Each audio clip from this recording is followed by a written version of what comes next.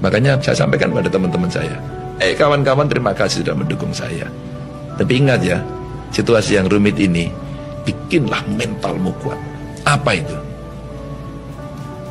Jangan pernah berhenti karena lelah. Berhentilah ketika sudah sampai.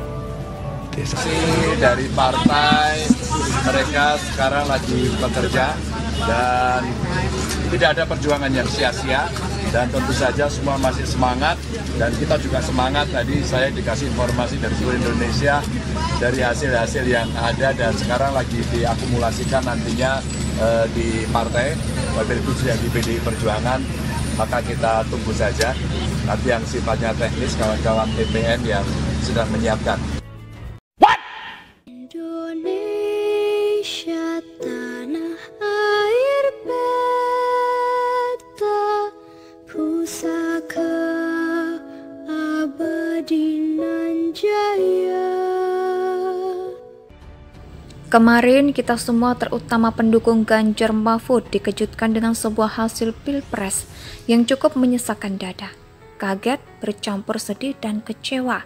Bahkan ada yang tidak percaya ini bisa terjadi. Ganjar Mahfud kalah telak di pilpres.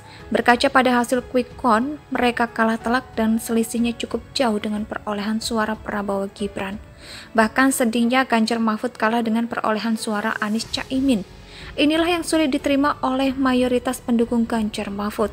Kalah telak dan nyaris tidak ada harapan untuk membalikan keadaan. Memang ada banyak dugaan potensi kecurangan seperti yang diviralkan di media sosial.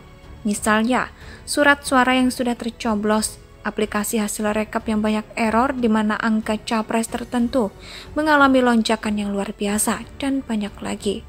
Tapi kita hanya bisa menunggu hasil real count KPU yang mungkin hasilnya tidak akan berbeda terlalu jauh. Atau bisa saja ada perubahan besar, tapi saya tidak terlalu banyak berharap dengan peluang ini. Mungkin inilah yang dinamakan takdir. Apapun itu hasil pilpresnya, beginilah. Yang paling penting kalah terhormat. Pendukung dan kita semua sudah berjuang sekuat tenaga. Kita sudah berusaha semaksimal mungkin, berusaha menyadarkan masyarakat akan rusaknya demokrasi. Kita sudah berusaha mengingatkan masyarakat kenapa Ganjar Mahfud adalah calon pemimpin terbaik di negara ini. Tapi hasilnya gagal. Masyarakat tetap tidak peduli. Mereka tetap memilih paslon 02. Intinya Ganjar Mahfud dengan segudang track record dan program yang sangat visioner tetap tidak bisa menang. Tidak usah berkecil hati, yang penting usaha sudah maksimal. Saya sangat setuju dengan quote yang saya sempat baca di media sosial. Lebih baik kalah secara terhormat daripada menang secara curang.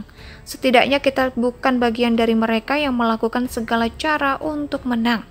Ini bukan akhir dari segalanya, meskipun ada sebagian yang merasa ini adalah ending terpahit yang dia rasakan. Selalu ada peluang lain, sama seperti yang kita rasakan saat Pilkada DKI 2017 yang dimenangkan oleh Anies Sandiaga. Tapi masih ada 5 tahun ke depan, dan anggap saja hari ini adalah perjuangan dari titik awal untuk pilpres selanjutnya. Tidak usah berkecil hati, kalah menang dalam pilpres itu hal biasa. Meskipun kalahnya sangat menyakitkan dengan segala drama yang memuakkan. Move on, dan ambil langkah selanjutnya karena perjuangan itu tidak akan pernah habis. Selalu ada cara untuk berjuang meskipun dalam posisi kalah. Kemarin kita semua terutama pendukung Ganjar Mahfud dikejutkan dengan sebuah hasil pilpres yang cukup menyesakan dada. Kaget, bercampur sedih dan kecewa. Bahkan ada yang tidak percaya ini bisa terjadi. Ganjar Mahfud kalah telak di pilpres.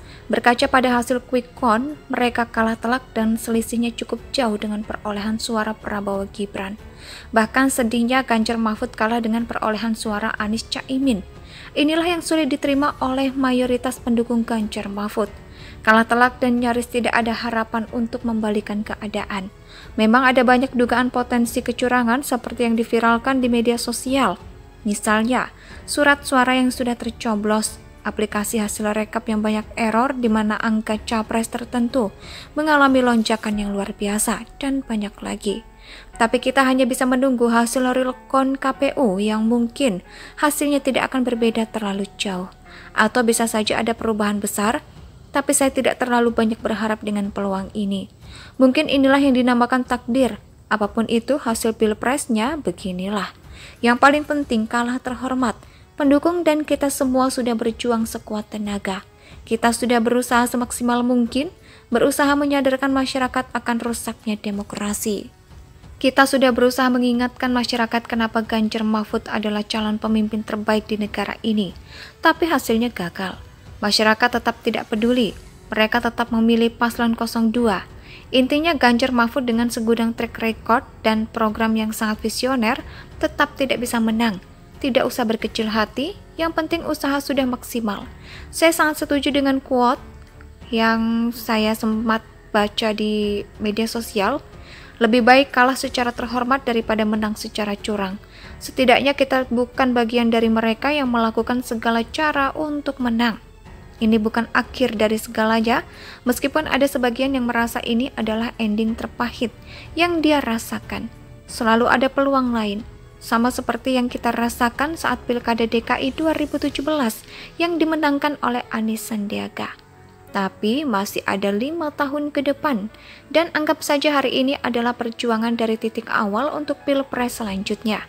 Tidak usah berkecil hati, kalah menang dalam Pilpres itu hal biasa. Meskipun kalahnya sangat menyakitkan dengan segala drama yang memuakkan. Move on, dan ambil langkah selanjutnya karena perjuangan itu tidak akan pernah habis. Selalu ada cara untuk berjuang meskipun dalam posisi kalah. Kemarin kita semua terutama pendukung Ganjar Mahfud dikejutkan dengan sebuah hasil pilpres yang cukup menyesakkan dada. Kaget, bercampur sedih dan kecewa. Bahkan ada yang tidak percaya ini bisa terjadi. Ganjar Mahfud kalah telak di pilpres. Berkaca pada hasil quick count, mereka kalah telak dan selisihnya cukup jauh dengan perolehan suara Prabowo Gibran. Bahkan sedihnya Ganjar Mahfud kalah dengan perolehan suara Anies Caimin. Inilah yang sulit diterima oleh mayoritas pendukung Ganjar Mahfud. Kalah telak dan nyaris tidak ada harapan untuk membalikan keadaan. Memang ada banyak dugaan potensi kecurangan seperti yang diviralkan di media sosial. Misalnya, surat suara yang sudah tercoblos, aplikasi hasil rekap yang banyak error di mana angka capres tertentu mengalami lonjakan yang luar biasa, dan banyak lagi.